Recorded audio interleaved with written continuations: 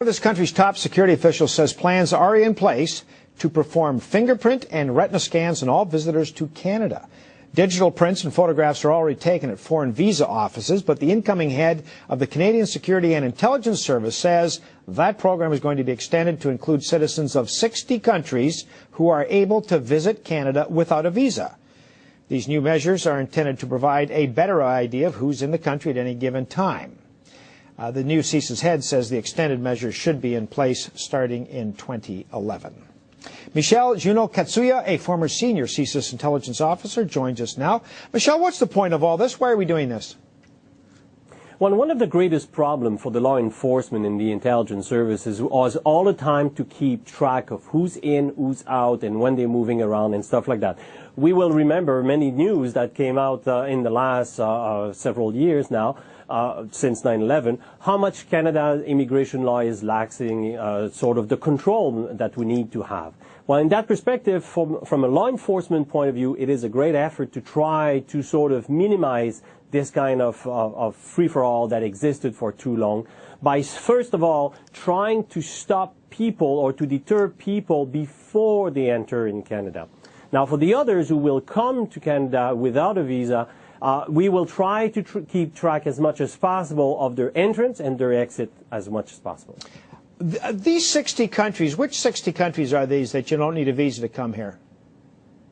Well, there are basically a lot of countries, mainly European countries and the U.S., where you don't need a visa to come to Canada.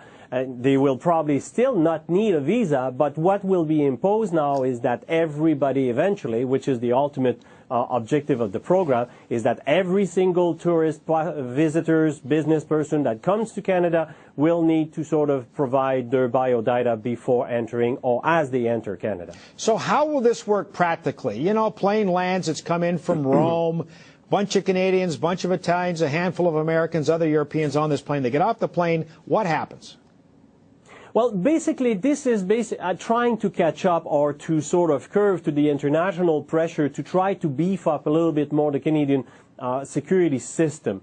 It's costly. It's very, very expensive. And now it's going to work. First phase is the one with visa. There's countries where you're required to have a visa, or when you come from countries where you don't need a visa, but you're coming for an extended period of time, like the students, working visa, etc.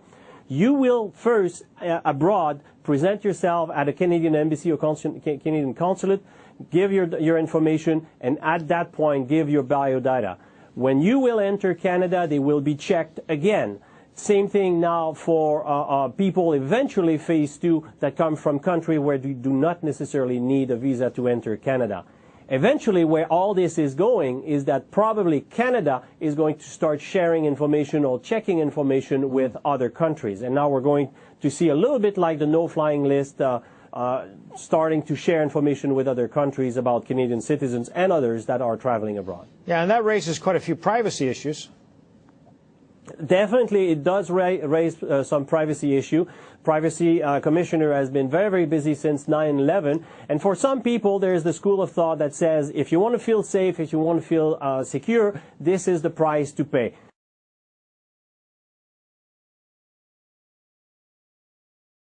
If you want to feel safe, if you want to feel secure, this is the price to pay. Now, strictly, again, from a law enforcement point of view, that is kind of good news, because one of the problems that we've been experiencing for decades now is that the really bad criminals and the terrorists